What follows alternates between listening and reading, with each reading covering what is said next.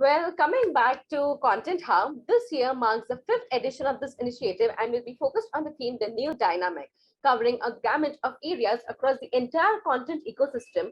This summit intends on bringing all the major stakeholders of the content ecosystem from production houses, OTT platforms, or audio platforms, writers, producers, directors, and much more under one roof and conduct this meaningful knowledge sharing sessions, which helps the industry in growing. We have an exciting 3-day lineup packed with some of the best names from the industry. Being one of the fastest growing industries right now, we thought of putting together this forum to hear expert opinions, anecdotes, and tips from enthusiasts who want to be part of this industry.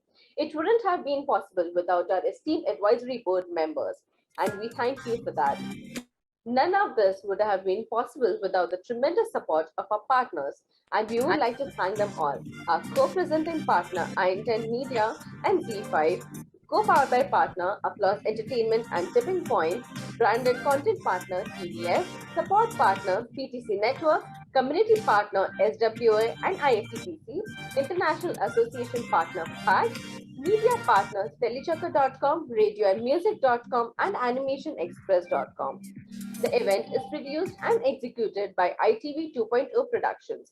Now, let's have a look at few AVs.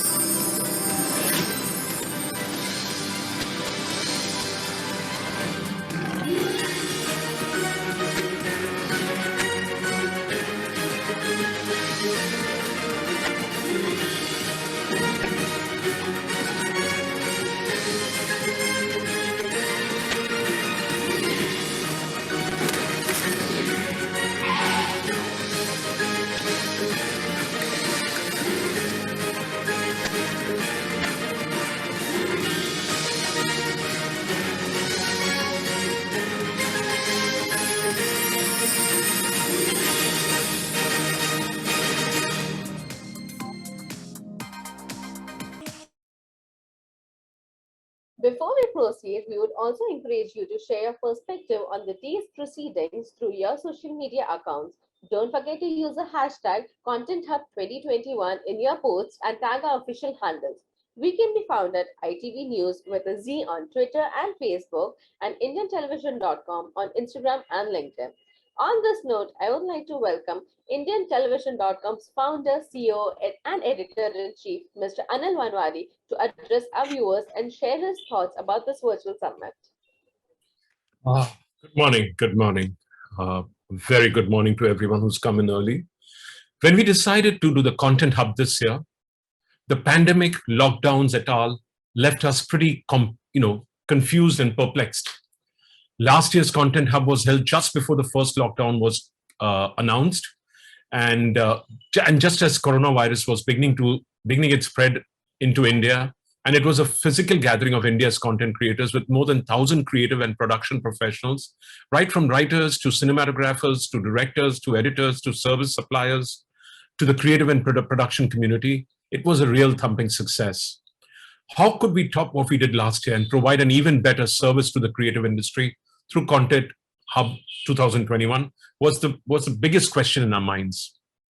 Well, our advisory board, consisting of some of the finest leaders in the creative industry, gave us direction through several virtual meetings we had with them. A big thank you to each one of them for sparing the time to build up Content Hub even better this year when it's being held virtually. We leave you to judge the result of our efforts over the next 3 days. You're going to have 3 days of engagement, knowledge sharing, thought leadership advice. Make the most of it. The industry is going through an even more radical shift this year with the box office for cinema, stuttering with stops and starts. Everyone is grappling with how to take the industry ahead when we are uncertain about when things will return to what was a pre-pandemic normal. Who do we produce for? What do we create? How will we monetize are some questions that every entertainment industry suit is grappling with. The entertainment economy was buzzing with heady growth and was poised to skyrocket way back in 2019. You made films for theatrical, you sold them to TV, you sold them to OTT, you produced for television as a television producer, you produce for OTT, and you have the budgets to let loose your creative drive. Events and experiential marketing was booming. Your life was sorted out. The whole entertainment industry's vertical business model was sorted. It was in place. That certainty is gone now. That business model is totally broken. The main artery of income for exhibitors has been cut and they're bleeding all over. This is likely to continue to be going on for a while. We don't know till when. Ad revenues are not galloping ahead for broadcasters and OTTs like we all thought they would. There is healthy growth, yes. But what streamers and broadcasters need is stupendous ad revenue growth, also subscription growth to continue to sustain the spends they're putting into technology, content, and marketing. A few tentpole properties across OTT and television like cricket, top quizzes, and reality and talent shows may get the big bucks, but a lot more is needed. Not every shareholder is happy with negative cash flows, which are pumped in to build a category, just like Netflix did for so many years before it ended up grabbing 200 million subscribers worldwide. Of course, productions are happening, but with tremendous care and precautions, tremendous SOPs. Sometimes in certain states, the SOPs are not being adhered to. But what they say is, therefore you have infections coming, and then you have infections going, you have stops and starts. But overall, people are saying this entire process of the new way of production is leading to efficient production processes, while others are saying productivity has really gone down. So there is a mixed opinion about this. However, it's thanks to the streamers who've been pumping in so much money into content that some sort of a lifeline has been provided to the content creating sector. They have got some oxygen. There were some film releases that happened, but the revenues were not high as they would have been at the box office. Gone are the 200, 300, 400, 500 crore releases which used to happen. Now people have to be happy with sometimes 50% of the collections they would have got through a streamer, or even less, as some people say. Streamers are slated to spend more than rupees 200,000 crore over the next 5 years on content worldwide. So there is hope for all in the creative and production value chain. This is worldwide, by the way. And while there are challenges, there are many opportunities for everyone. And that's where IndianTelevision.com's The Content Hub comes in. We are covering TV, OTT, cinema, and the business of audio or podcasts. We are hoping to crack some of what is puzzling all of those in the value chain of entertainment. I hope the discussions will help us achieve some of the answers. Over the next 3 days, you will hear a lot of conversation and insights from industry leaders. It's nearly impossible to catch these top-notch professionals on a regular day. They're so busy. And they probably don't have time. They're swamped with requests.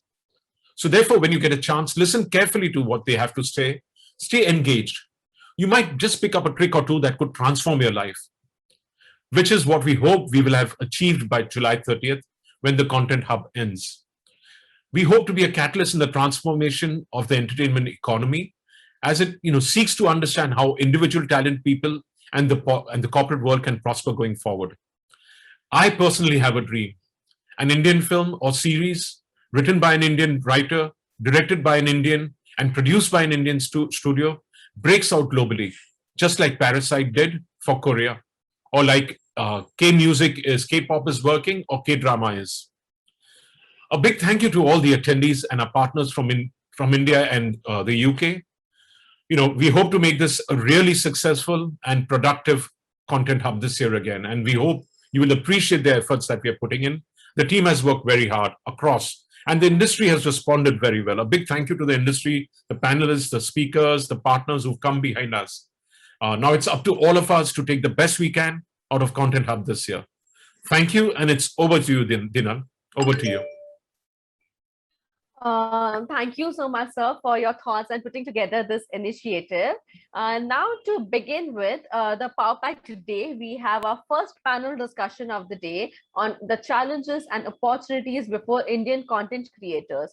For this, I would like to invite Mr. Abhishek Rege, CEO, Endemol Sunshine India, Abhimanyu Singh, Chairman, Managing Director, Contillo Pictures Private Limited, Nikhil Advani, Film Producer, Director and Screenwriter, MA Entertainment, Siddharth Malhotra, Film Director, Writer and Producer. This session will be moderated by Mr. Anil Vanwari, Founder, CEO and Editor-in-Chief, IndianTelevision.com. I welcome you all, and over to you, sir. Thank you very much, Dinal. Thank you, Siddharth. Thank you, Nikhil. Thank you, Can I see the rest of the folks on the panel? I mean, I can't see them really. Great, Reggae. Hello. Fantastic. And Nikhil's missing. Nikhil, can you switch on your video? Nonetheless, he'll come by when he does. So, I began by saying it's challenging and opportunity. It's a time of opportunity. Who would like to begin answering that specific idea that I put forth? Siddharth, you want to start out? Is it challenging and is there opportunity in the content ecosystem? Can you unmute yourself, Siddharth? Yeah, Anil, I feel it's both right now. It's a very interesting time. It's challenging and there's opportunity both. There's loads of opportunity right now because of the cinemas being shut. Everybody wants something on the OTT platform. There's a huge, also in the last 2 years, we've actually literally gone through film school with so much of software being available to the OTT platform.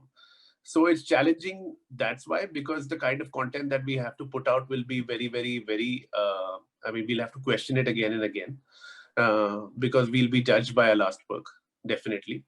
And opportunity, of course, right now, everybody is looking for good content, but I think eventually it will become the survival of the fittest. Right now, there's everything that's available, but I truly believe that everything will, in due course of time, get swifted away and only the best will survive over here. Fantastic. Reggae. Hello, everyone.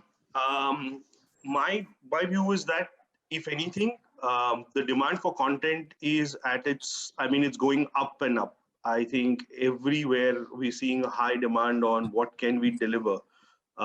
If we have anything ready, can we get anything that's script ready or something of the sort.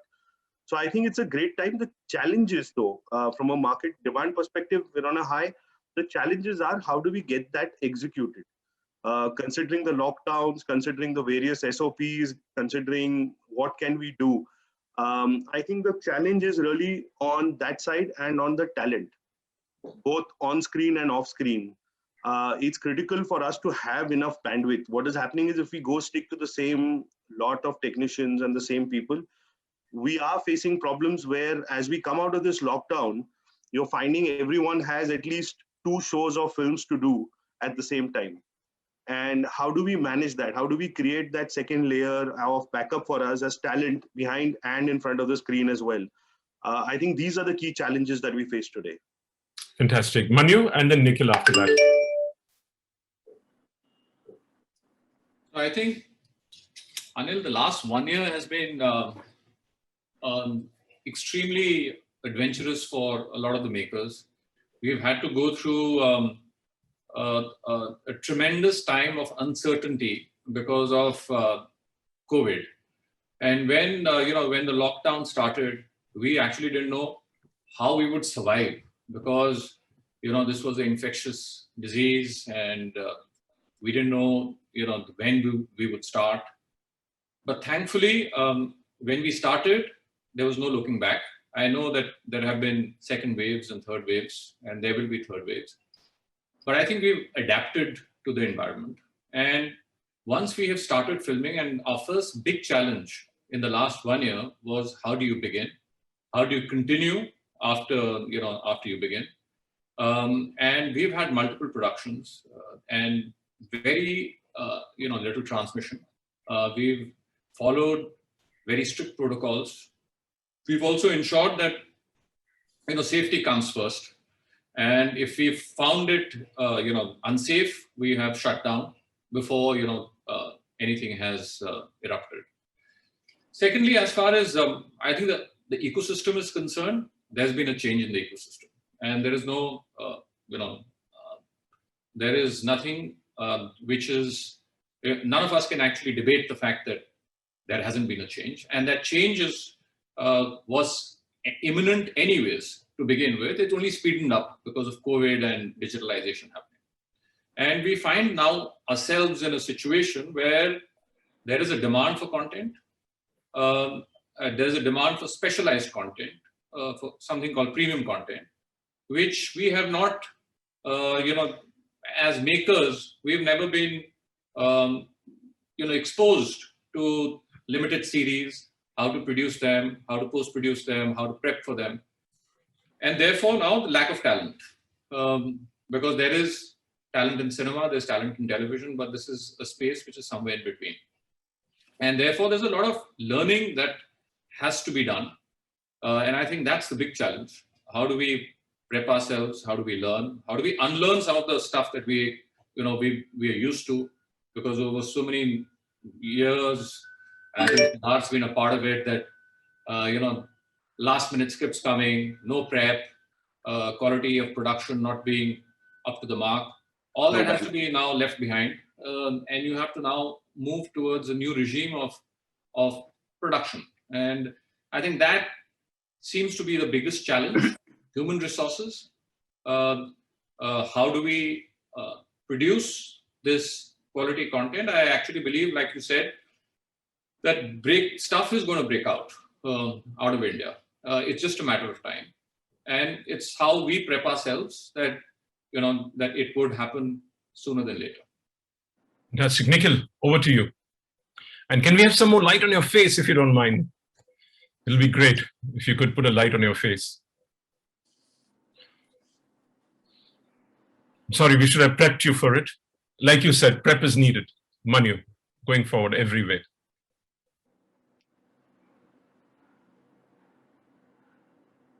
Great. Fantastic, Nikhil. Thank you for that. Appreciate it.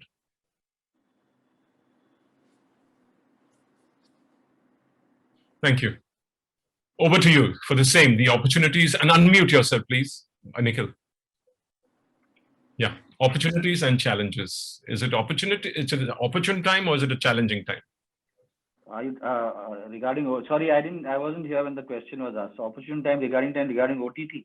No, is it an opportune time for makers or is it a challenging time? Well, let me put it this way, that in terms of content, in terms of development, I mean, in terms of production, in terms of development, the last 2 years, which has been so-called work from home and pandemic and very limited resources in terms of shooting, have actually been the best 2 years as in the last 10 years that my production company has been functioning. Whether it is the green lighting of half a dozen shows that have happened, because I mean everybody wants content and everybody wants the kind of and luckily for us, everybody wants the kind of content that we are happy to produce. So I only look at it as, of course, there are huge challenges, like Abhimanyu just said. There are massive challenges with regards to the protocols that have to be adhered to when you are a responsible production company. Because you're not only talking about it's no longer about sticking to a schedule. I mean, it's not really about sticking to schedules and sticking to budgets. It's also making sure that the people who are entrusting you and arriving on shoot and arriving on set are being taken care of health wise and safety wise and protocol wise, and they're going back home to their loved ones, right? So actually the responsibility of a producer has increased, and honestly speaking, this was something that as a production company and as a film production company also, when we started working last year along with Dharma Excel and YRF and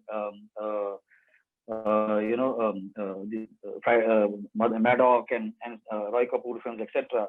The first thing we did was that we said, let's not look at this opportunity, this time as a curse. Let's look at it as a blessing, and let's try and make the changes that we need to make with regards to principal photography, post-production and production, which we only hear about happening in the West. Let's try and do those kind of things. Let's try and make the number of people that are required on a set much less. Let's try and keep the writing rooms more robust. These kind of stuff that we started. So I have only looked at it as an opportunity. Definitely, lots of challenges have come about, especially the frustration of the start-stop. You start and then you suddenly have to stop again. Then you start and you suddenly have to stop again. And I think that, whether it is everybody on this group, will possibly agree with me that the most important thing that a producer or a director or a creative person wants is control. Right? Do have the control of that day, do have the control of that shot, do have control of that sequence, do have control of the performance, do have control of how I'm going to achieve my vision. And that control now is also being determined by vaccine, by security, by working in particular, bio bubbles, all those kinds of things. Those are the challenges. But otherwise, it's a great opportunity. The time is great. The platforms and studios are looking for a varied subject of varied subjects in terms of content. So while there are challenges, I think that for me and personally for us at MA Entertainment, this has been a great period. Fantastic. Good to hear that positive, positive insight that you've given us. Now, there's a perception that the business models have broken. Of traditional entertainment have broken. Is that true? Beginning now with reggae, then and especially while the star system is still there, but that is also believed to be breaking in terms of directors, in terms of actors, in terms of writers, in terms of everywhere the star system is breaking thanks to the pandemic. Reggae? I wouldn't say that. I wouldn't say that that's breaking. But what's coming out is, non-fiction. Let's take a TV example for that matter. You had non-scripted that worked on getting a lot of the Bollywood faces on TV, right? Yeah. But your daily scripted created stars, right? You got talent in and they became big. The characters became popular. I think you're looking at the similar structure. While Quibi possibly was ahead of its time, Hotstar Quicks is really looking at, it's crossing a lot of millions and millions of views in snacky content. So I think what you're creating and getting is actually categories of what an audience will watch. So you have your premium, which is supposed to be great stories, great scale, which will need great faces, known faces. So that's your marketing. After you pump in a lot of money, last thing you want is to tell people what it is about. You want to get them in from a poster. That will continue. But there are categories getting formed in the at the lower end and the middle spectrum as well, middle of the spectrum as well, which is giving you a chance to basically bring in theater actors, bring in fresh actors, and a lot of that scope. So I think the market is growing to add the non-star elements, the fresh talent and everything else. We just have to start focusing across that spectrum on all those categories. I think that's how we need to look at it. Okay. Sid? For me, I agree with Abhishek completely, but I totally also disagree on the fact that the stars. I feel the star system is coming to the OTT now. Now, if you want to work, or if a platform is asking you for a credible star or a big star, the kind of prices the stars are asking or the directors are asking now for OTT are huge. The humongous numbers that one is paying and the platforms are willing to pay. So if there was star system in the film industry, or there is star system in the film industry, which has not gone down according to me, on the OTT that's come on, and till I think it's a vicious process. While the new talent will keep coming in, if you want, or if the platform requires a big star, according to them, today they're getting the money from some platform or the other. So if you got to work with them, then you've got to pay them that, and the platform is willing to pay them that. So yeah, I mean, that's my take on this. Nikhil? Unmute, please. Sorry. Again, I had very little low audio. Can you just repeat the question? Yeah, basically whether the star system is breaking. One, business models are breaking and new ones are being invented. We'll come to the business models later. We've just addressed the star system, wherein you had four big top people who were actually ruling the roost. But now cinema is seeing newer stars emerging, smaller B-rung stars who are becoming A-rung, because the Khan system, the Khan star box office is gone. No longer are they the most desired people to go to watch. They also go to watch an Ayushmann Khurrana. They also go to watch a Vicky Kaushal. And this is about cinema. The star system will never change, and star system will never go away. New stars will come, and new parameters will be defined. So the Khan or the Khans that you're talking about, maybe post 55 years old right now, but there is a chasm with regards to how much money that they command at the box office, and the amount of money that a producer has to shell out to pay to them versus the next lot of what we are considering to be the newer stars, whatever. The star system will never go away, right? In the sense that if tomorrow I mean somebody a star can have a series of flops and can make a series of duds, but still he will remain a star. And that is not determined really. What is considered, Anil, to be a star is not really a Friday box office number. Is basically the fact that you are unfallible, you are untouchable, right? Today as a producer.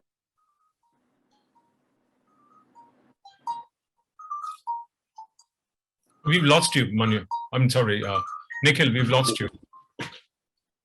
Hello? Hello? Yeah, he's Yeah, back. can you He's hear back. me? He's back. Yeah, he's back. Yeah, thanks. I'm saying today as a producer, I might be able to make much more money with a film like Ayushmann Khurrana, because the kind of money that he charges me and the kind of money that I can get from box office as well as from non-theatrical is to cast Ayushmann. We are losing you. Star within the Bollywood. Yeah, so I'm saying that the star, in short, the star system will never change. It's here to stay, and we have to learn to live with it, and we have to learn to how to work with it. So star system not only on screen but even off screen. You have a Rohit Shetty. You have new directors emerging in cinema. We are talking specifically about cinema now. Yeah, so of You have course, writers. of course, new directors and new writers will emerge, and I think that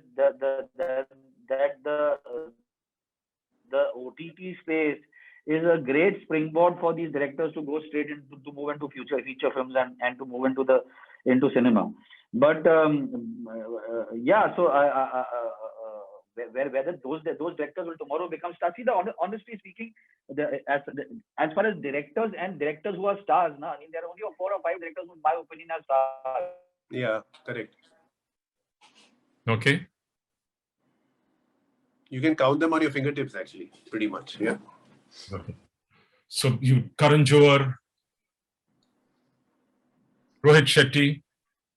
Who would you I mean, you can count them, but I mean, I don't think so. Nikhil's getting into that part. He's just making a general statement that. Okay, I get it. No, I think that it's important, Sid, to understand that a director, who's a director, who's a star director, Rohit Shetty, Raju Hirani, Karan Johar, Sanjay Bansali, Adi is not. Adi is more a producer than a director today, right? Correct. I mean, and he has moved into that position, and he has moved into he has made that leap, and he really doesn't want to. I mean, he feels that why should I be making directing films for people who really don't understand what I want to do and what I want to say, etc., etc. But so he's become more of like a George Lucas kind of Skywalker kind of Ram space. Yeah. Yeah, but I mean, other than these, Zoya Akhtar, I would consider to be in the space of where you know that when a trailer of a Zoya Akhtar or a trailer of a Rohit Shetty or a trailer of a Karan Johar comes, you know what to expect. You know what you're going to get from it. You know that you're going to get value for money.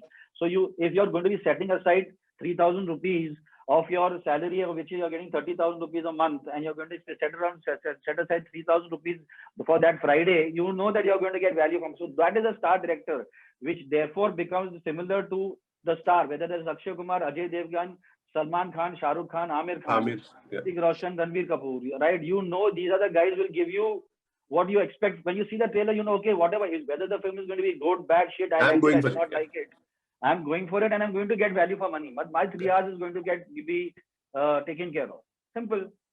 Okay. All of us are otherwise just working. All of us are stars in a 500 Twitter universe. Okay. I get that. Great. So, Manu, your perspective on this, whether the star system is breaking or whether it's still sustaining. 2 of them are saying that we are getting the star system. Actually, all of them have said star system is staying. Newer stars are emerging. What's your perspective? So, I have a slightly different perspective. I think the biggest star is going to be the script. And that's clearly going to emerge in this space where it's a personalized way of consuming content. I actually don't know as far as theatricals are concerned, because theatricals shut down over a year and a half back. They haven't still opened up. But on the other side of the tunnel, I'm sure there will be great change. And again, there's a large discerning audience which is unhappy with the kind of cinema that is being made, which is unhappy with the kind of TV that is being made. And that audience is an audience that the OTT space needs to service.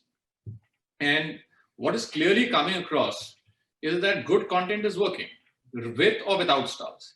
Now, there is an obsession with the overall ecosystem to use stars. And I think that you should cast aptly. So if a star is required for that role, cast him for that role.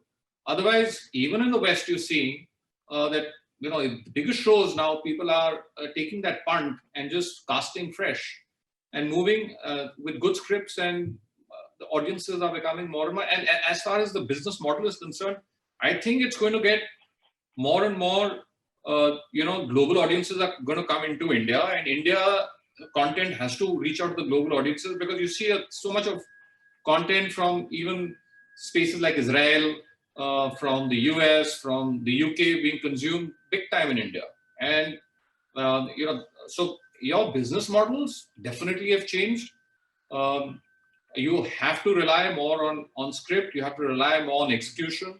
Your money, that's your biggest star. And yes, where stars are required, you must cast as far aptly for the stars. And I don't know, as far as theatricals are concerned, how much the Khans would be, or how much any of the cinema makers would be on the other side of the tunnel, because frankly, it's been 16, 17 months of lockdown and nobody's really had a chance. So to say that the star system has collapsed, I don't know. No, it's broken. I didn't say it's collapsed. I asked whether it's broken. It's apt to say that, because you don't know. You don't know. Means definitely cinema is going to be challenged, because even when it gets unlocked, I don't know, the old people are not going to go into theaters. The youngsters are still not vaccinated. Nobody is going to allow their children not vaccinated to go to theaters. So I don't know. Means it's going to be challenging for the theaters even after unlocking and theaters opening up. Fantastic. Reggae, Yeah, Anil, sorry, Nikhil, go ahead.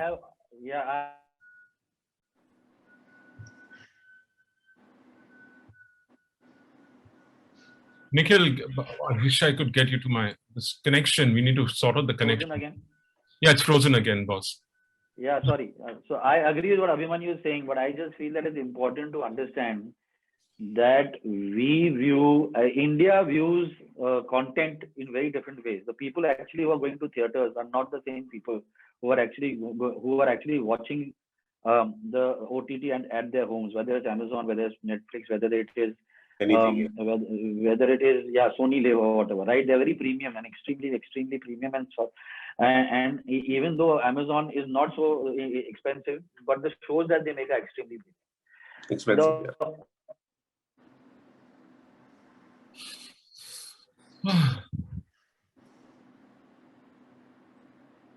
Nikhil, we are losing you half the time. Can you hear me? Yeah, we can hear you now. Yeah. Yeah. So the fact that the PVR and Inox the share price has gone through the roof during the pandemic is a indicator that the minute the theaters open, and they will open, when they open at 100%, it will be a blast. It will be like a bomb, right? It will be a bomb. People will rush to the theater. And we have to stop thinking about theaters as Cinemax Infinity and PVR or whatever that is there with the old fame ad labs. And we have to stop thinking about Phoenix. The theaters we are talking about are the theaters in the rest of India. They are dying. They are dying for cinemas to open, right? And for us, a theater and a Friday night is like going to a temple, or going to a mosque is like going to a church, right? People are going to go. They will rush because they can't sit in their homes. They don't want. There is no other.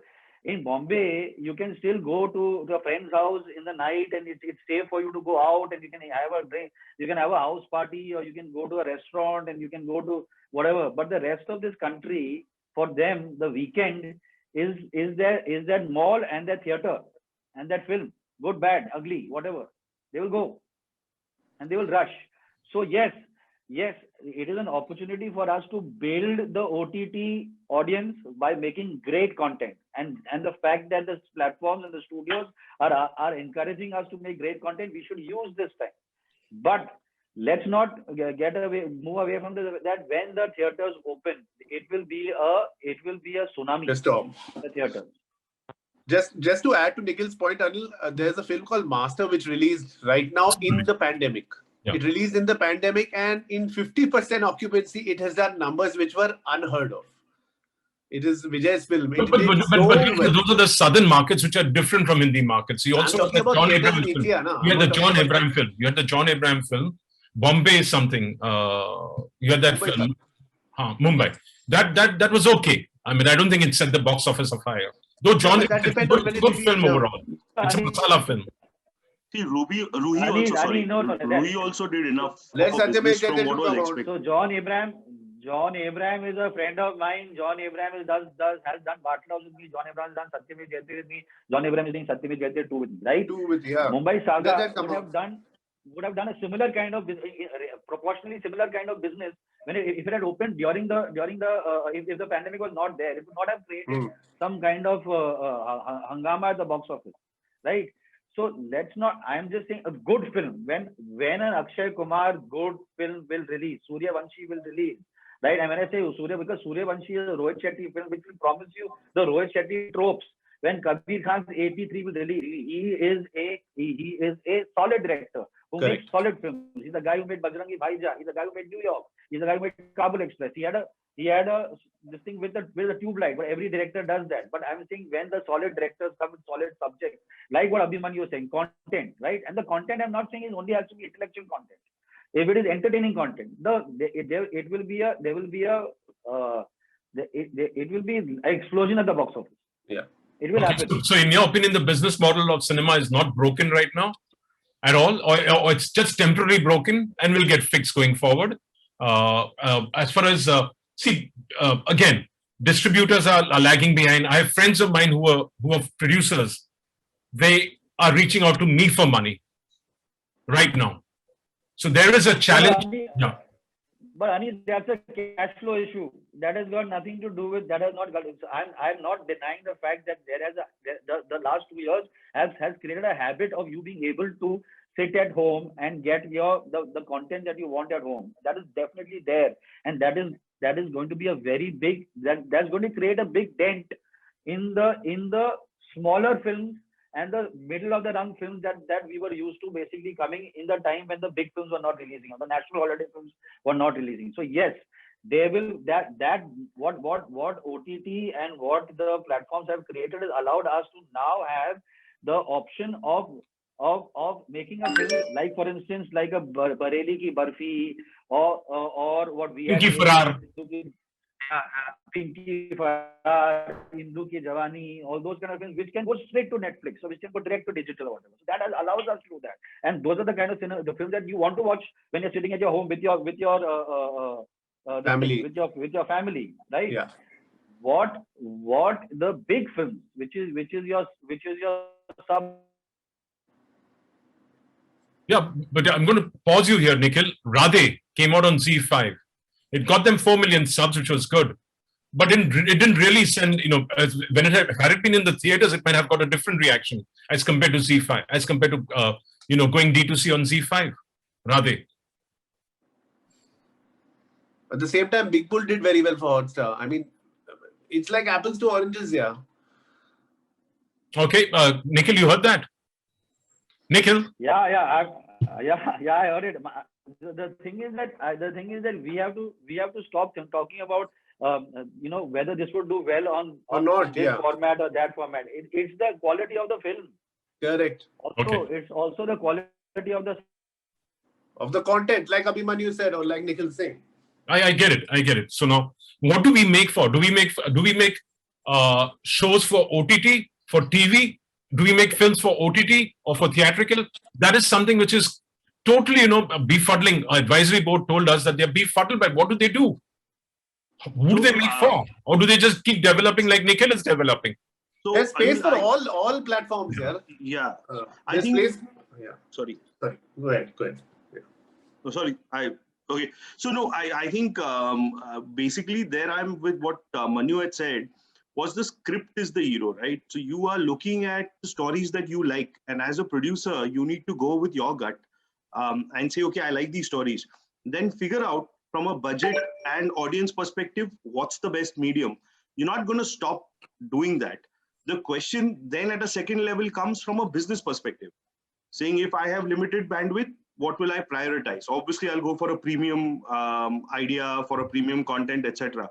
But I think at a first level, we can't stop and say, now I'm going to think OTT, now I'll think film, now I'll think this. You have to look at good stories and they will travel. I think that's where you will keep pushing the envelope and bringing out better products. Yeah, Manu, you haven't spoken for a while, and then Sid and Nikhil after that. Manu? So as storytellers, the brilliance is that you can tell many more stories now. So you can, if you think a subject is befitting a theatrical release, then you work accordingly. If you think that it is for an OTT release, you work accordingly. But how do you define? Because you don't know when theaters are going to open again. So as a see, do we get into development? Like Nikhil has been the best time for development. It's not going to be. This is there have been pandemics earlier also. 3 years. And so it's already 1.5 years over, right? So if you start making a film today, it will be 1.5 years after. At least 1.5 years before you release it. So I think you should, as storytellers, you should think of whatever you want to make and make it accordingly. In fact, you have more opportunity as a storyteller now. That earlier on, but where I'm coming from is that the model is definitely going to change across. Means across television, film, and OTT, the models are going to change. How they're going to change, exactly how much money is going to come into which sector, like we are clearly seeing on television, for instance, that it's becoming more advertising driven, right? So it's lesser subscription driven, so you're going. It was advertising driven. It was the common denominator. So a lot of audience is money. One second. It was advertising driven. Now it's getting dependent on subscription. So, so 60-40 ratio. So as far as who's watching television, it's becoming the lowest common denominator, right? So you're creating content accordingly, and here, like Nikhil was saying, it's a more premium audience. You're making it accordingly, and theaters is everyone, so you're making it accordingly. So as makers, you have the opportunity to make more, to voice your as a storyteller, voice whatever you want to voice. In various formats. If it's 3 episodes, you can create content for 3 episodes. See, some stories, they couldn't be told over 2 hours and they needed 6 hours. So you have this opportunity to now tell the story over 6 hours. So I think it'll all depend on, as makers, there's more to do, frankly. And the formats will decide, your stories will decide the formats. So what do you see on OTT? What's the business model going to be like? Is it more AVOD? Is it more SVOD? India is an SVOD country. Oh, AVOD country. Sorry, not AVOD. Sorry, not SVOD. It's an AVOD country. Yeah. But again, not enough advertising sticking onto OTT AVOD. So I look at it this way that, earlier on, I remember there used to be video libraries everywhere and we used to go pay $100 and pick up a videotape, and that the one that was really doing well was highly in demand, and the guy used to ask you for $200, used to pay $200 also, right? So those are gone. So there is an appetite for regular content that needs to be satiated, and I think that is somewhere there's enough of an audience in the OTT space where we'll pay for content. If it's regularly, decent amount of content is produced on various platforms, you'll have a bigger SVOD model coming out. AVOD, bigger AVOD. SVOD, I'm talking about. So I thought Because AVOD will again be television being replicated. No? See, ultimately it will be advertisers see, as a subscriber wants premium content, as a maker, if you feel that you can make that premium content, then you are, as otherwise you're doing television replica of, what the platform wants, exactly doing that. What the audience minute by minute, you'll fall into that trap. So I think subscriber market in India is going to grow. It is obviously, whether it'll be $800, $400, $300, but subscriber video, what is $200 a month? Yeah, I mean, people will pay $200 a month for content if a platform is giving a good content. I think you also have to see this in conjunction with the new tariff order. The moment people have to choose, automatically they have that X amount of a budget, right? So you can choose between 2 channels and 2 OTTs. Now you've got your broadband services that give you a bundled charge on apps. So I think subscription is the way to go down the line. I think initially you will still see AVOD being heavy, but that's because we've relied on it, and we're now trying to change that habit. I think so. It is. I agree with Manu. It will go towards and quality of content. If has to go up, then people need to pay for it. Otherwise, if advertisers are paying for it, then you're going to get the commoditized kind of content that you've been getting so far. No, and I think pay-per-view transactional VOD that we've been talking about. I like the example of the VHS. Suddenly, that VHS in the library, which was a new movie which you wanted, was not only high price. You had to return it in 4 hours. Right? It wouldn't stay with you for 24 hours. The guy would send someone to pick it up because there was a next guy waiting. You have that now on YouTube already, right? If you rent a movie, you have to, once you start, you have to finish off in the next number of hours. Otherwise, it's going to lapse.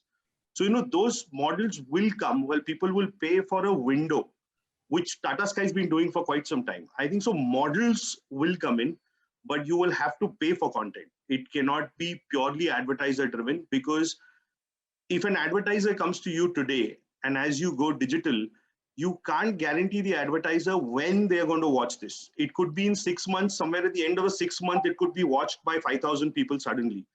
How will you, that's been one of the critical issues with advertising, is how does an advertiser view it as to which window will he get from all the consumers? And if he's running a campaign, he's marking his sales plan out, it doesn't help that 6 months later, 5,000 people are going to watch it somewhere. I mean, whatever the number is. So I think subscription will be something to rely on in the midterm to long term. I understand. So TVOD is what cinema has been relying on.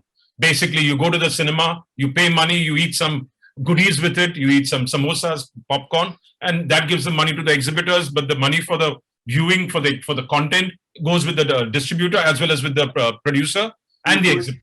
Yeah, so that's a model which has been there for long. You don't know. I mean, Tata Sky got tie up with Swiggy for getting your popcorn and samosas home. For all that matters, you could make something out of that. So, but you guys have stayed on with television, whereas Sid has moved away from television as a producer, and he's focusing more on cinema and on OTT. Similarly with Nikhil, I don't think.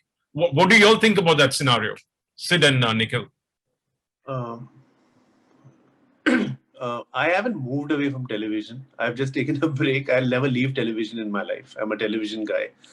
I was just getting television, right, like Manu said, is for the lowest common denominator, and my sensibilities are not enough to cater to them right now. If I have a subject or when things change in that milieu, for me, the battle that I faced on television simply was that either you get to tell the story that you work 6 months or 8 months on a Bible that you create for television, and then you stick to that and don't run on TRPs and change that Bible in 2 weeks of a TRP coming. Or you make enough money. If you're not making any of them, then why are you doing television?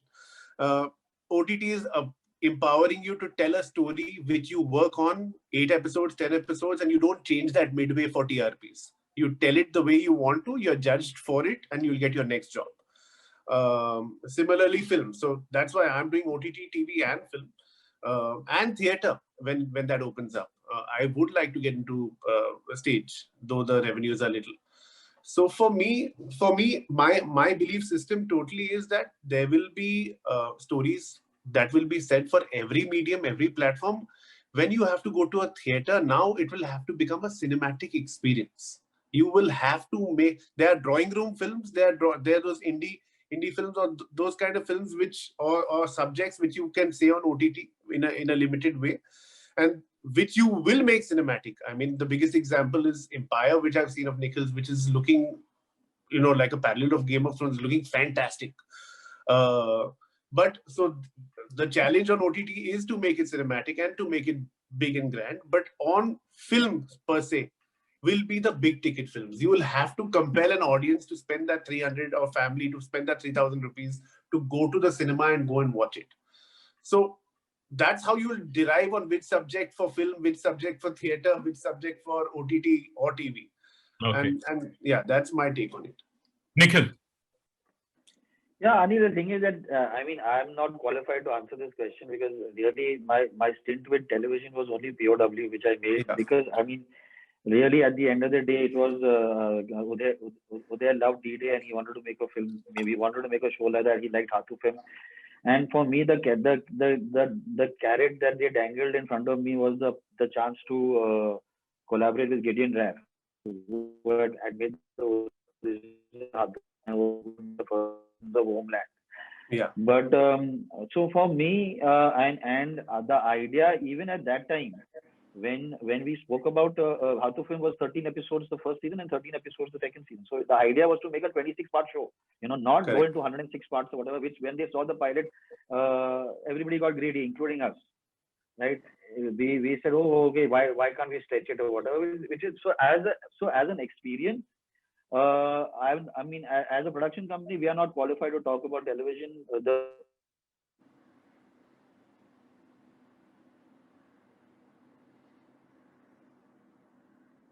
Oh man, I think it's his Wi-Fi. If he moves to just yeah. Sorry. Can you hear me? It's calls coming in. It's calls also. Okay. Yeah. Can you hear me? Yeah, we can hear you. Yeah, so I'm not qualified to talk about the television and anything. I mean, the other day I was having a drink with somebody who's pretty high up in the television world and in the broadcaster space, and a very interesting point he made. Yani. He said that the 1.5 years of the pandemic, the one thing that the middle class person is not going to ever compromise on is bandwidth. They need bandwidth because all their children are now being educated online. So they are going to spend more and more money to increase their bandwidth, where they were getting certain amount of KBS. They are now going to increase that bandwidth. They're going to spend money for that. And what the broadcasters have understood is that if they are spending money for that, then why not I show all other programs that I'm normally showing on satellite, on television? Why don't I show it on streaming, on OTT? So if I have a Fire Stick today, it gives me news, it gives me sports, it gives me entertainment, it gives me international entertainment, it gives me local entertainment, right? So the direct to dish is what is going to be or that free dish is what is those channels will work. I feel the satellite stuff will come down, as Abhimanyu has said, will come down to a point where it is going to be the lowest common denominator. The guy in between who was waiting, who can go on a Friday and watch cinema and whatever, doesn't mind missing out a couple of episodes on his favorite television show, will miss it out because he can catch up on it on Hotstar or on Sony Live or on Voot or on whatever. So the point is that yes, the content will change. It will become more lowest common denominator on the satellite or television space.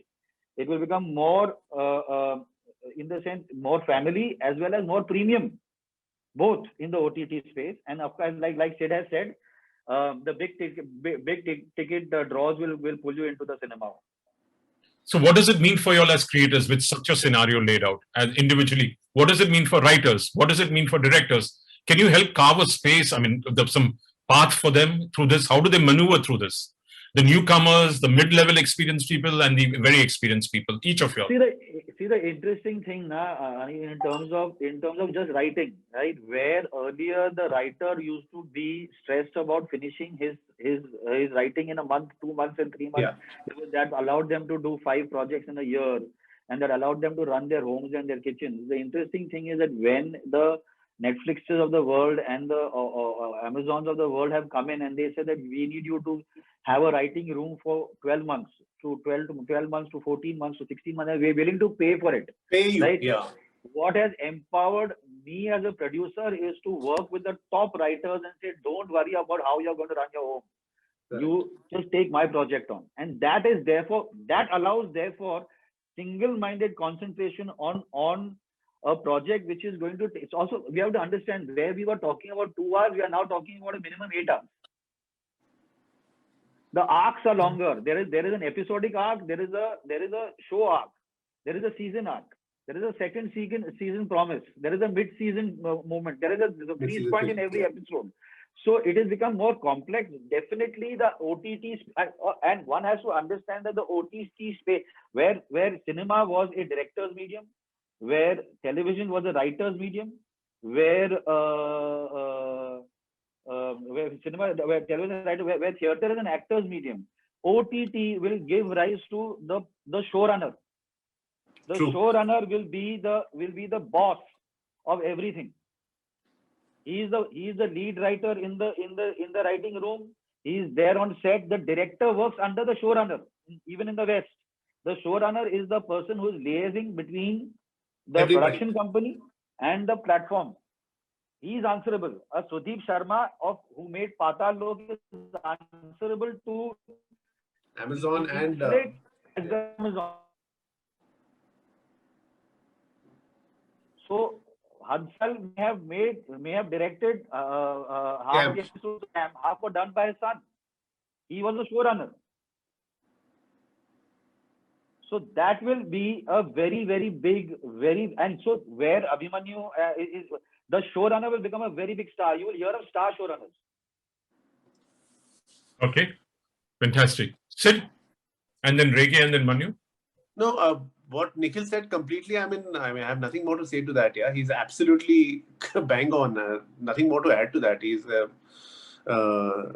bang on right. That's exactly what's going to happen, and I'm in complete agreement with it. Yeah. But do you see the that coming to cinema where the director will not have the last say, but somebody above him will have the last say, or will the director have the last say in cinema? Not to cinema. Or like Nikhil said, cinema is a director's medium. But will are we seeing cinema? Cinema will always remain a director's medium. That's not going to change. That's not going to change unless you have a creative producer or somebody above you in that. No, but I like Sid made a film called Hichki, right? He made it for Aditya Chopra, who possibly is the biggest creative producer in India. Correct. Yeah. So like I'm making my next film now for Adi. So there will be, or else I made Dial 100 right now with Ren, where I'm the creative producer. Or I made Tribhanga with Renuka Shane with Kajol, where I was the creative producer. So that won't change. It's a collaboration, but the voice will remain the director's. Okay. The voice will always remain in cinema of the director. In OTT, when we used to watch ER and all those shows, we would see David E. Kelly and all that kind of those names coming in, Shonda Rhimes. Now that will start coming in here. That's what Nikhil's saying, I think, and please correct me if I'm wrong. That is what's going to happen over here, and that on the OTT, that will become, those names will become the heroes here. Yeah. Reggae. We'll have our own. I agree with that. And I think just to explain from where you said, I think what we're talking is who runs the project, who's the head of the project and the guy who owns the project. So you call him a director on a cinema, you call him a showrunner technically on an OTT, and that's what the difference is in nomenclature. We call a production in charge an EP. Yeah. That's what we've been used to in India. But EP is, you have from Chernin down to Brad Pitt, down to everyone trying to be executive producers, right? So it's nomenclature that's different, but the owner of the project is what we're talking about. And, even in a showrunner, the OTT players will look for either a writer or a director to be one of the showrunners. So that is one of the qualities you would want to have in a showrunner. It can't be suddenly I jump up and say, I'm the showrunner. That's not how it will work. You'll need to have at least a sense on one of these skill sets. And I think I agree with Nikhil that, it's created this whole writer's room thing where you can actually employ the writers for a longer time. But therein lies our challenges as producers now, that if I have to do 5 projects, writers are busy for the longest time on something or the other. And how do we then therefore multiply the project and the bandwidth? And I think this is where we have to either figure out a system where you have 1 or 2 seniors and a lot of juniors who learn, who kind of explore this opportunity, or we have to bank on smaller shows with some fresh talent, with the right sort of guidance, because that will be a critical challenge to get enough talent for us to really make use of this demand of content. Because this is the best time, and if we don't capitalize here, then we're doing the same amount of shows, and that Best doesn't time, work. but I mean, the biggest challenge of educating those new professionals who could come and feed this ecosystem, True. because education has been hampered because of the pandemic. Courses have been hampered. So Manu,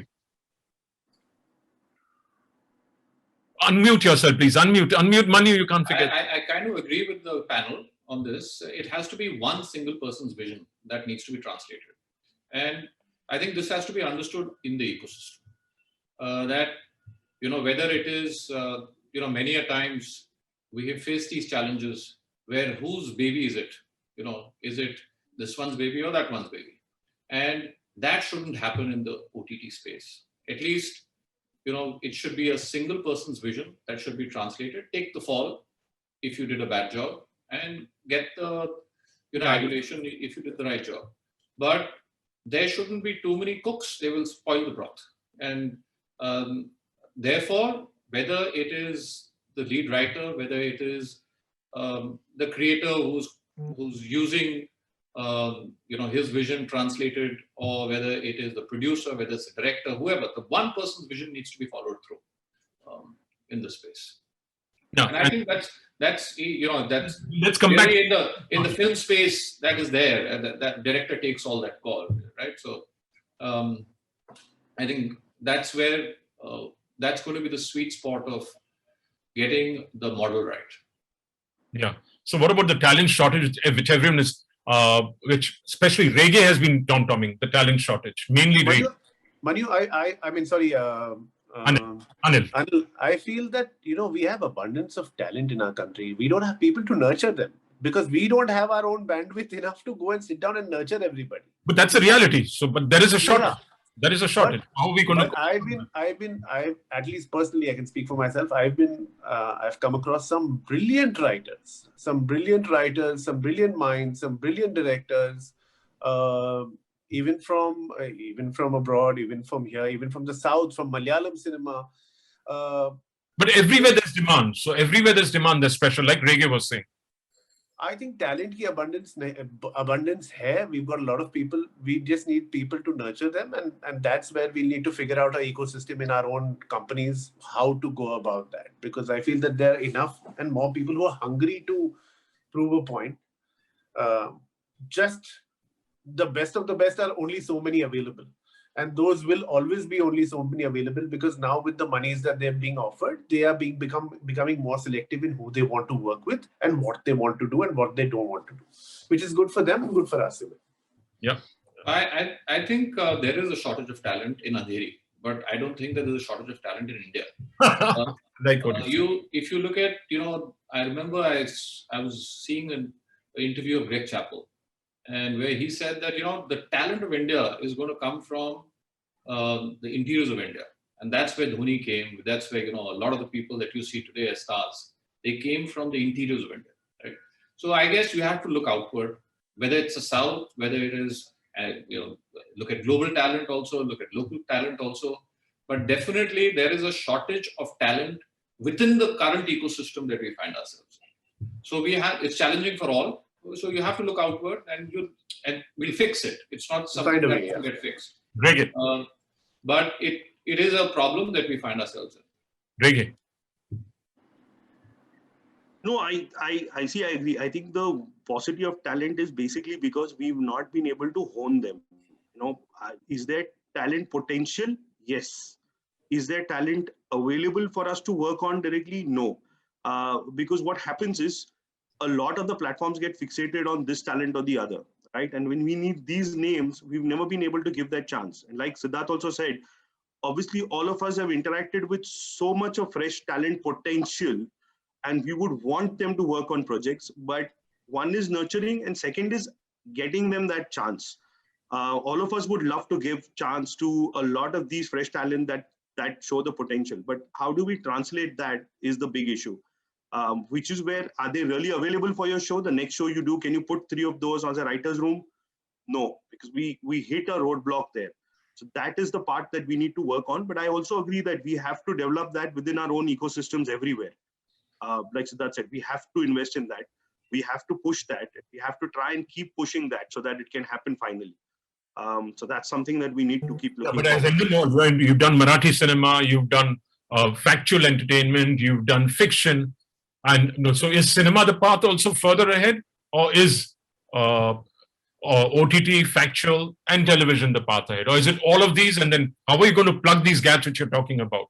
So that's what we need to work on, these factors of wherever we find a dearth of or that gap for this particular talent. From our perspective, we are clearly content creators or content makers. We don't mind which platform or which form of content we are giving and delivering. Or obviously, it has to be good. It has to be of a high quality and a good scale for people to consume well, and has to be received well. So our criteria is its content. If the story makes sense for a feature or a quick, short 20-minute episodes of 8 episodes or 5 episodes, we'll do that. So our focus is just getting more and more stories across. Form and model can be worked out at any point in time. Yeah. So tell me, Nikhil, what's your way out around screenplay writers? What's your way? I mean, how are you working on that? Are you doing everything yourself, or you're building I've never the way of screenplay writers, Anil, has never ever changed for us. That the first people that when 10 years ago when we started my production company, the first check I cut was to a screenplay writer. So that has not changed, and that will never change.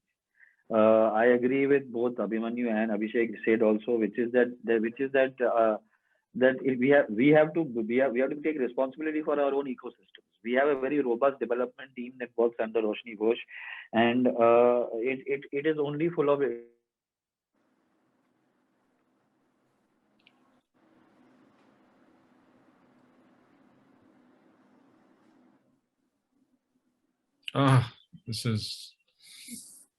He's getting a call. Hello?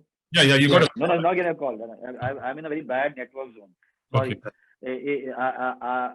We have a robust development team that works internally with our head of content and development. But I mean, we have senior writers that we work with, whether it's Ritesh, Saivin, Sunny Sayukta, so Asim Arora, Parvez. So we have all these, and so the advantage actually, Anil, for me is that being 27, 28 years in the industry, all these guys worked with me when I was myself an associate with Sudhir Mishra or with Karan and Adi.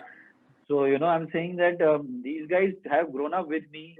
They have become stars in their own right. Ritesh Shah, the first check was cut for a film that that he was going to make with me, starring Salman Khan. So these guys, they are available for us, and what we always tend to do is we tend to marry the senior writer with the juniors who are working with us, who are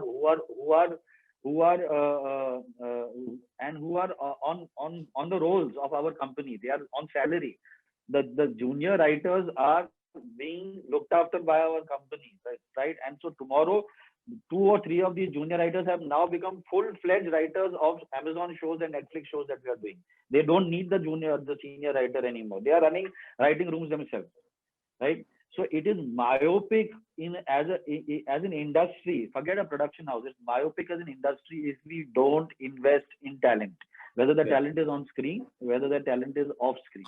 We have to constantly, and we've done a good job of it with regards to DOPs, editors, and the technical aspects. Sound, we've done a good job of it. We have really experimented, nurtured, young, edgy DOPs.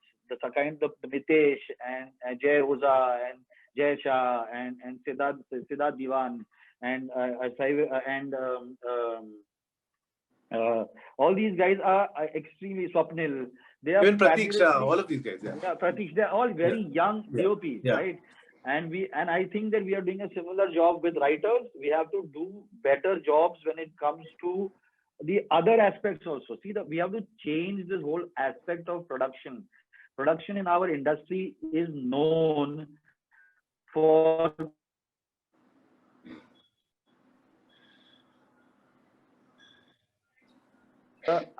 for can you hear me? Yeah, now we can. Yeah. So production in our industry is known for the guy is known for the guy who basically writes the voucher and cuts the check, right? In my opinion, the films that I learnt on, and also learnt on them with me, whether it was Kabhi Khushi Kabhi Gham, whether it was Kal Ho Na Ho, whether it was Kuch Kuch Hota Hai, Mohabbatein, you could not make that kind of cinema without great producers like Yash Chopra and Yash Johar, right? Yeah. Dharma Productions has constant, of course, Karan is constantly pulled into this nepotism debate about giving breaks to star children. But the point is, look at the technical side that he's also giving breaks to, whether it's Shashank Khaitan, whether it is the director of Gunjan Saxena, whether the director of Good News. He's constantly giving breaks to young directors, young cameramen, young writers. He has a very, very strong creative and content development person in Somain. He's launched so many directors, all of us have been launched by him. So yeah. Yeah. Okay. So my first film, by the way, was with Nikhil. Yeah. Which one was that? Kal Ho Na Ho, I was assisting. Okay. Great. So I'm saying that we should stop thinking, yes, there is immense talent out there. When you go to shoot in places like Lucknow and Varanasi and Chandigarh and Calcutta, and you just constantly are meeting up with people who have great ideas, scripts, lyrics, something or the other, and they're all there. So we as producers have to just keep nurturing talent. Correct. So Reggae, are you willing to have a writers writing not just for projects but on your roles consistently as well as Manu?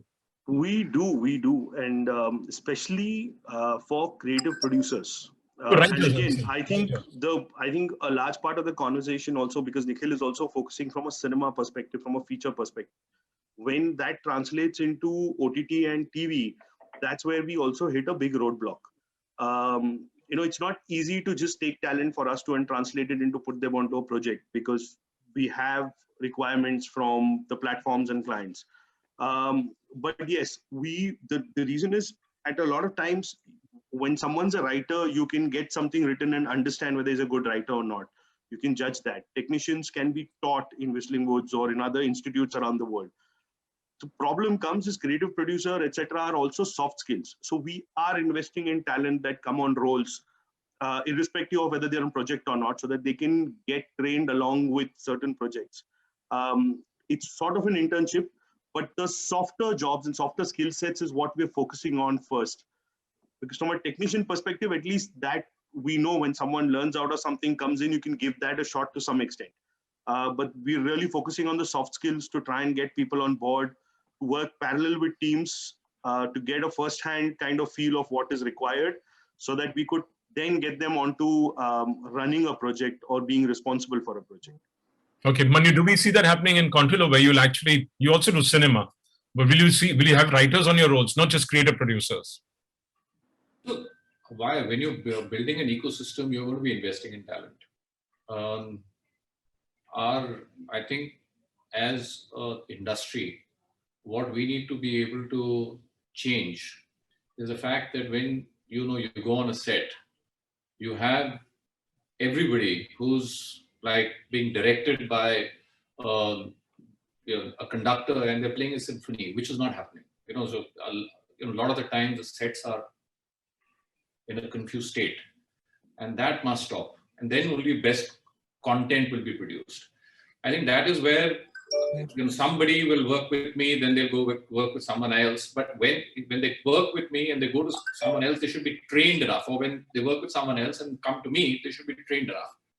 That is something which also, it's one of the problems that we see is the amount of content that needs to be produced. So we all,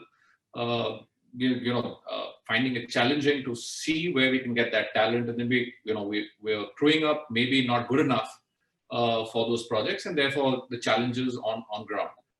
But we need more people. We need on ground a better atmosphere for work, and then automatically better content will be coming out from a production standpoint. And obviously then writing rooms have to kick in as far. I think that's where the core is, that your content will have to, the heart of the content that has to be the script and the crew that creates it. Okay, one last thing from your side is, has the financing model broken in the sense, or is it still in place? Because budgets are going down on television, they're not really going up. I thought budgets would go up and TV will work on competing with OTT and cinema. But what I hear is that they're going to go more mass and budgets are going to go down further. So is completion financing coming in cinema? Somewhat it's there, it's not there. Are we going to, is it recognized as an industry? Is more banking facilities being given to you all as an ecosystem? So I think banking facilities have always been around. Post the pandemic. New models need to emerge. I feel that it's also time that as production companies, we need to possibly be financing a part of the project and keeping a part of the copyright also, because that is important. That you need, as production companies, we need to have a long-term vision. You can't be just one project and then out of it, and then another project out of it. That commoditized, then you'll always be a commodity maker. We'll have to make, so there have to be hybrid models that come out, whether you invest completely, create content and then go and market it, or whether you co-invest and create and have a longer tail on it. So the models are going to change, new models are going to emerge, and finance, I don't think, as long as you have a good balance sheet, you have a good,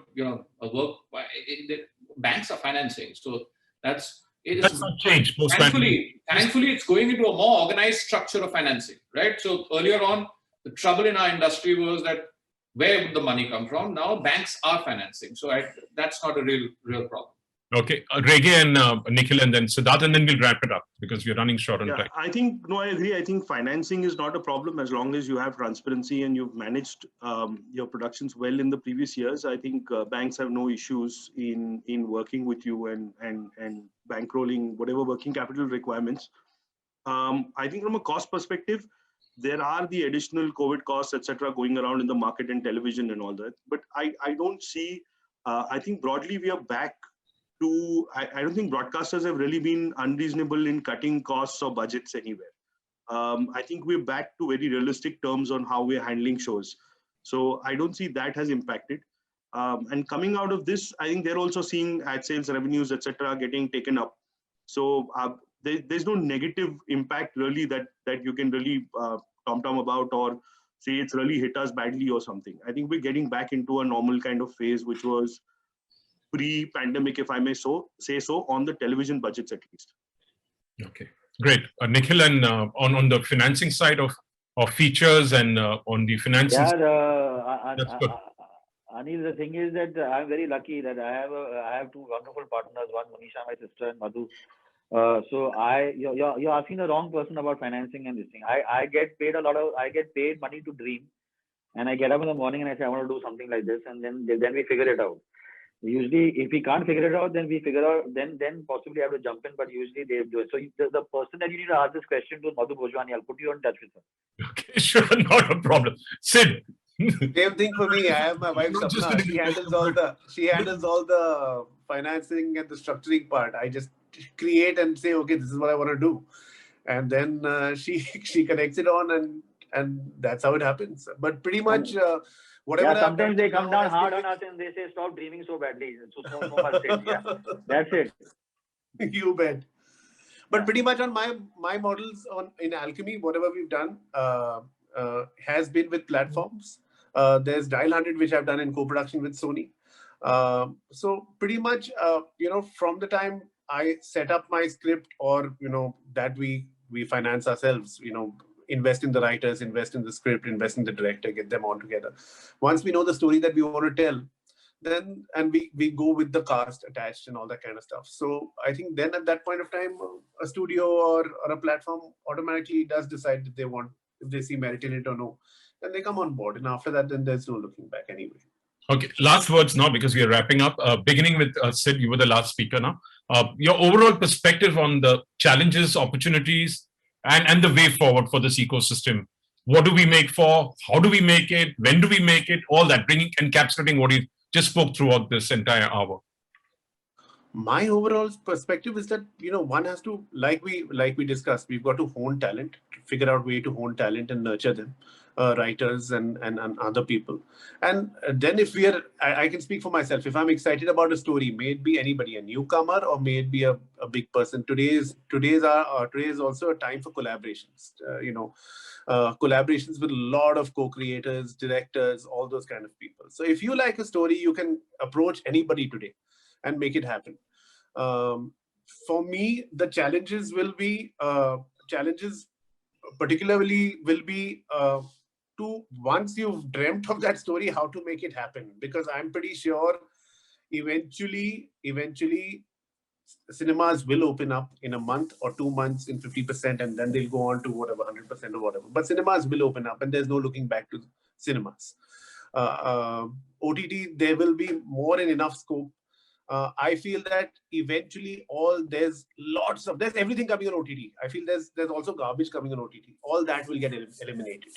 And only good content eventually will survive. And that's when the platform players will wake up and say, okay, we want to work with these limited people, or these amount of people who give us some kind of value for our money, and then just not making the houses.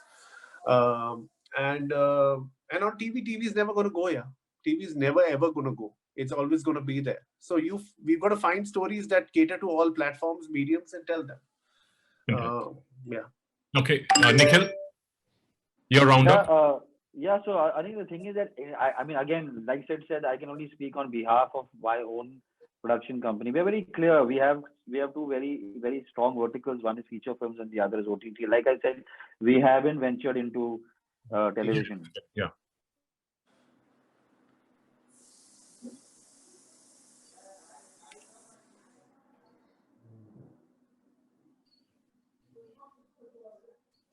Nikhil, you're stuck again. Let me. Yeah. Sorry. He's back. Yeah. So, So we have two very diverse verticals. One is cinema, one is OTT, and I think that the thing that is common actually to both, right, which is something that I keep telling all my directors who are working with us, all my writers who are working with us, is like we need to stop taking ourselves very seriously. We are here to entertain. We are here to entertain. At the same time, at the time, while entertaining, if you can get that personal satisfaction that your vision has not been compromised.